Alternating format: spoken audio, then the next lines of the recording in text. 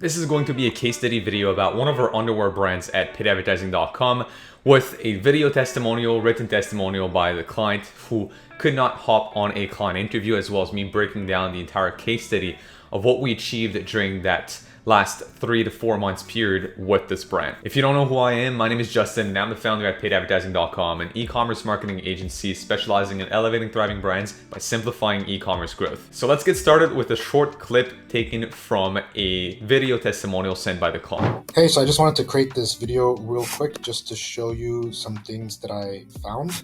I'm sure you already found this yourself or seen this, but just wanted to share it with you because this is amazing to me. I really like what I see. So let's, I went back many more months. You could do the same, but let's just start for this video. March 1st to March 31st, you can see ROAS at 1.28 and ad spend about 18,000. And then let's go to the next month.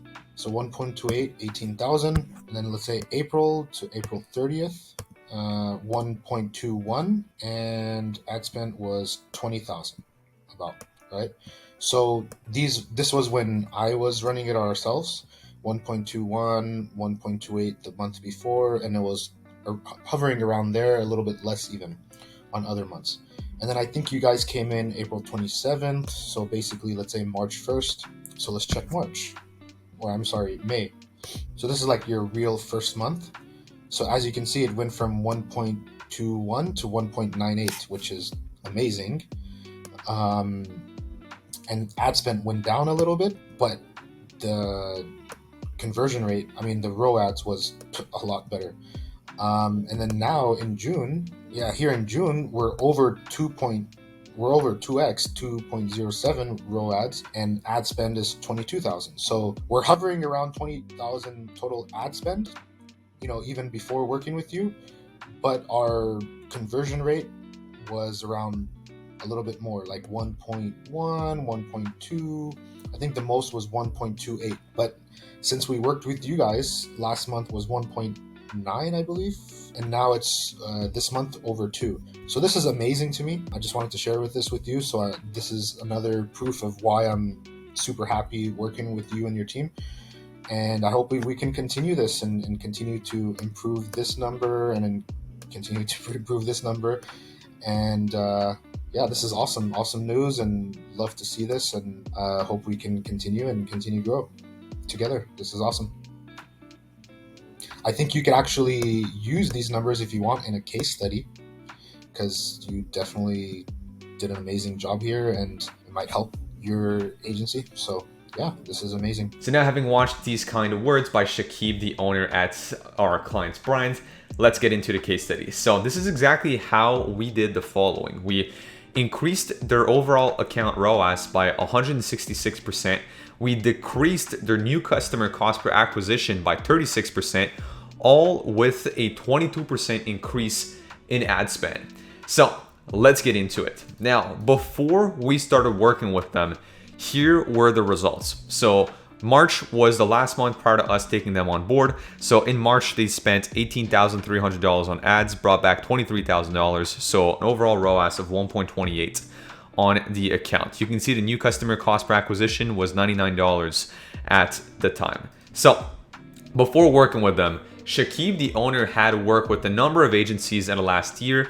Most recently was actually running all of their ads himself, wanted to get a better pace on them, and then also was trying to save some money on agency fees, right? So his goal was trying to scale. And if we looked at the last year, many times over, essentially, they had periods where ROAS dipped below 1, and then Shakib realized that they've actually lost money in the last year. He thought that with LTV, they were able to recoup back some of that money, but when he did the accounting for the prior year, they realized they weren't profitable for that year. So ad angles of the account were fairly broad and generic. So we were talking about stuff, because again, it's an underwear brand. So we're talking about stuff like the comfort, right? So day-to-day comfort, wedgies, so how their underwears were solving wedgies, breathability, durability, right? Anything you would expect from an underwear that is quite fairly priced, let's just put it that way. So their break-even first order new customer ROAS, so not taking into account LTV, just if they want to break even on the first purchase of a customer, they would have to hit 1.24 ROAS.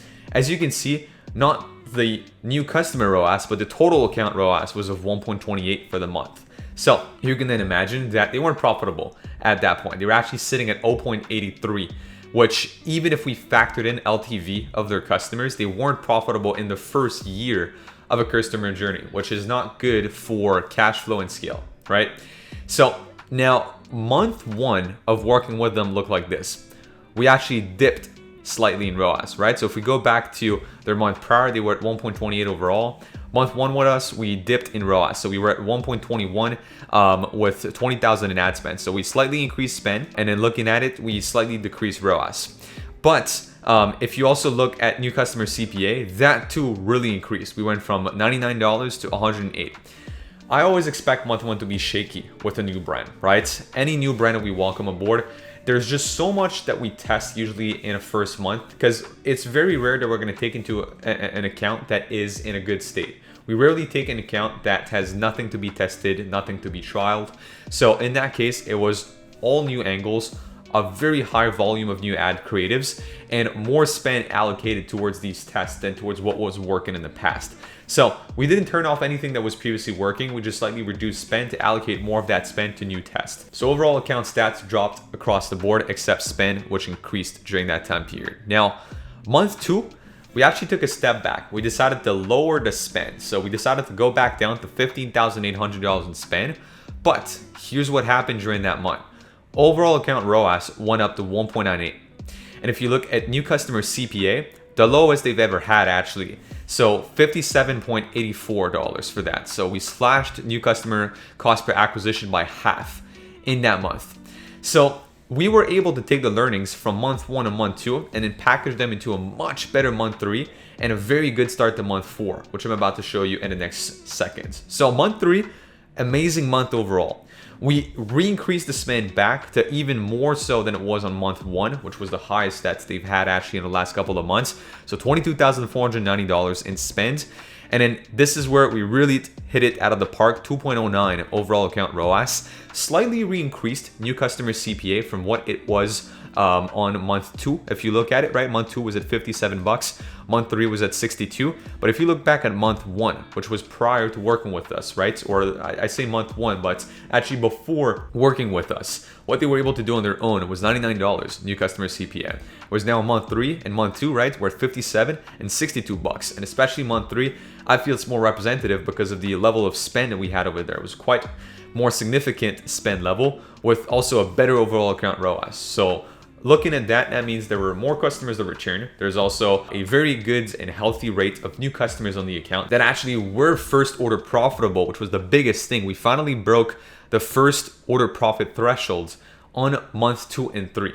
So very good actually for that brand. Allowed us to, as mentioned earlier, have much better cash flow in the long run because they need to make money now, right? If they want to start reinvesting later, and especially if now they have to pay agency costs, well, they want to have money now to be able to amortize these costs. So it was super important for us to be able to hit that. So the target that we set as a client, or in collaboration with the client, I should say, so as a part of that partnership was 1.5. We actually wanted to be to have some portion above contribution margin essentially to really be profitable with agency costs, with everything taken into factor. So we decided to be above 1.5, and then finally we're able to hit that on month 3. And in month 4 to date, which factors in a 4th of July sale, which, as we know, is a great moment for most American brands. They did so far for the month 2.77 ROAS with a $63 cost per acquisition on new customers. So very similar in terms of new customer since month 3. So as we can see, there's also a big portion of returning customers that started coming up in the month. So far, in terms of ad spend level, we're forecasting to be right around $20,000 by the end of the month. So we're maintaining spend as of right now. We're not dramatically scaling, but we're taking a cautious approach to scaling because we've tried to push ad spend a little bit more in the past on that account. We do see that when we start doing that, results do drop a little bit, but as you can see again, we've in those 3 months increased spend from roughly, if we take into account what it was before, from 18 grand to now 22 grand, and then are making our way up as we forecast to spend a lot more than that in Q4. I want to wrap things up by saying a little bit like what do we do overall with that. I obviously to respect client privacy, and I can't go as much in depth as I would want to, but if I go over the top lines of what we did, the ads itself, right, the ad level is really what we changed. So before working with us, the client was of the same mentality as us. That client actually came from YouTube. They've been watching a lot of your YouTube videos. They've also watched a lot of other YouTubers in this space, and they were aware of the DCT method. So they were aware of going broad with their ad accounts, of working on their DCTs, and that's pretty much what they were already doing with their ads. So we knew we didn't have to come in and restructure the entire ad account. They had a very good structure already in place. We knew the problem was most likely going to be at the ad level. So looking into the ads that they had, a lot of the ads that were winning had been winning for months at this point. And if we looked at those ads, we noticed a couple of things. So one of the first thing, and I'll already jump into point 2 before going back to point 1, they had comparison ads. So one of their ads that worked the best was day 1, their pair of underwear, and day 365, the pair of underwear, which they would just kind of show how like it doesn't age, right? How it just stays looking new for a really long time.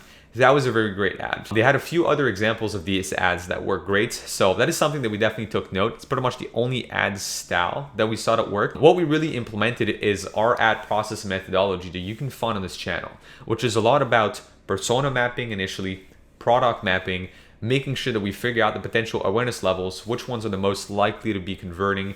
Then we go into desires, pain points, etc. Right? So we've nailed those down, which if you go into the core desires, right? The core desires and pain points of the audience are quite broad and generic if you want, which is what the owner was actually targeting, which is why like ads weren't doing too bad, right? If we think about it, like obviously new customer ROAS would have had to be 1.24. The overall account was at 1.28 before. New customer ROAS was 0.8. But look, they were losing money, but they could have stayed afloat for a little longer at that. What really was the problem is essentially in the angle of the ad. So now that you have a desire or pain point to target, you have the awareness level of the audience. You also have how sophisticated the market is. What you need to have to embellish all of it is the trend or the humoristic tone, or what is the approach, right? Who are you trying to speak to? And I think this is where we really nailed it for that client. We really nailed it by approaching all of this with a bit more of a humoristic touch and tried all far right angles. So basically, how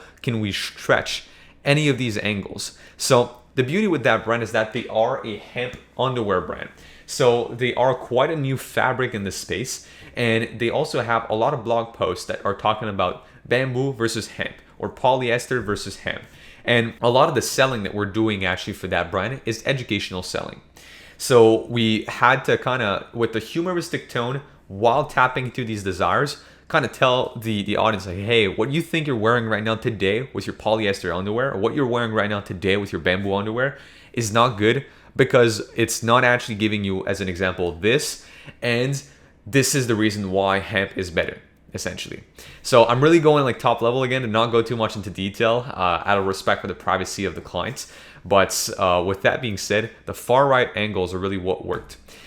We also changed the awareness level overall to somebody that is either problem aware or basically unaware. So we started to go towards more of a solution where people are aware that there's a problem, as an example, with polyester, or that there might be a problem with bamboo, or completely unaware, meaning that they don't know there's a problem with that. They just wear polyester underwear on a day-to-day basis, and we have to educate them on the fact that, hey, it's probably not as good as you think, and here's why. So that was that, and then it enabled us to position us as the better option, essentially. Last but not least, we also changed slightly the offer with the client. The client was actually, and this is what I always want to say in these interviews / testimonials with their customers, is the fact that we've recently posted one as an example with Codeword, with Nate from Codeword. They did great, right? But Nate also mentioned that one of the reasons why he think we did great together is because he had agency experience before. He knew what to do and what not to do with an agency, allowing him to best help us. And I think Shakib did the same thing. Shakib is working and was working and still is relentlessly working on CRO. He's got many people working on improving conversion of the website. They're always testing out different offers, different bundling, different ways essentially of presenting what's on the website, clearance page, etc. We just set up upsells also with them and offer changing, because this wasn't a brand that was used to be doing sales. We didn't recommend to do crazy amount of sales, but the owner also, so Shakib was also watching other people on YouTube and on social media, like Ezra Firestone is an example, who recommended that he did every 6 weeks essentially to have a sale, and he decided to try that approach at the same time also starting to work with us, which, as you can see from month 4, really worked with the peak at the start of the month of July. So with that being said, I want to end things off by also reading the testimonial that Shakib provided to our team on top of the initial little bits of video testimonials that you guys would have watched at the start. So here's what he said. He said, I had learned that in order to this business to grow, I can no longer manage everything. I had hired VAs from the Philippines to run our Facebook ads, but they were following my instructions. And marketing is an ever-changing field. The more I tried to take a deep dive and study Facebook ads and improve our processes, the more time it took away from me to be able to develop and improve other parts of the business. I felt the biggest thing holding my brand back from growing was me, trying to be involved in smaller details. I had tested hiring a cheaper Facebook ad agency before with no positive results. I had ran my own Facebook ads alongside theirs, and after watching a few YouTube videos, my Facebook ads had much better performance than the agencies, so I let them go. I decided to work with Wizzle, or now known as paidadvertising.com, was a risk for me because it wasn't cheap, and our Facebook ads at the time weren't profitable. But I wanted to test this theory of working with an ads agency again, and I'm super glad I did. There are a lot of reasons why I'm happy I decided to work with Justin and his team. One of the main reasons, or the many reasons, is because after a couple of months, their results turned out to be better than mine. Personally, if I decide to work with an agency for any part of the business, I would expect them to give us the same results, if not better, and paid advertising did. If I'm not mistaken, our ROAS was hovering around 0.8x, and Justin and his team were able to get our ROAS to hover around 1.5x now, which is amazing. I believe for the first time ever, this past month has been our first profitable month since starting running Facebook ads a year ago. So this is a huge milestone. What I like most with paidadvertising.com is how well managed their team and processes are and how communicative everyone is on the team. Any doubt I have is literally answered within minutes. If I send a message on Slack, it is usually answered in less than a minute. And although I know Justin must be super busy with many other clients, he is always available to answer any questions I have or get on a call. This is usually unheard of in the paid ads marketing space, where the owner might onboard you and then basically disappears. Not only has paid advertising improved our results, they have finally made our Facebook ads profitable and have kept every promise they have made me and communicate with me almost daily. They are more than just an ad agency for my brand, they are an extension of our team. So I want to wrap this video by thanking Shakib for these kind words and allowing me to make this public case study about his brand. With that being said, if you're watching this video, you are an e-commerce brand spending at least $10,000 a month with your ads, and you want to work with a paid advertising agency for both the content side and your media buying side, I invite you to check out the description down below and book in a call to speak with our team today. And if you're not yet at that point with your brand, well, I invite you to join our free school community where we have an entire mini course on e-com, paid advertising, creative editing, etc. So highly recommend that you join that in the meantime. So on that note, I'm gonna wish you guys an awesome day. Make sure you check out other videos of the channel for some more useful e-commerce marketing tips, and I'll see you guys soon. Bye.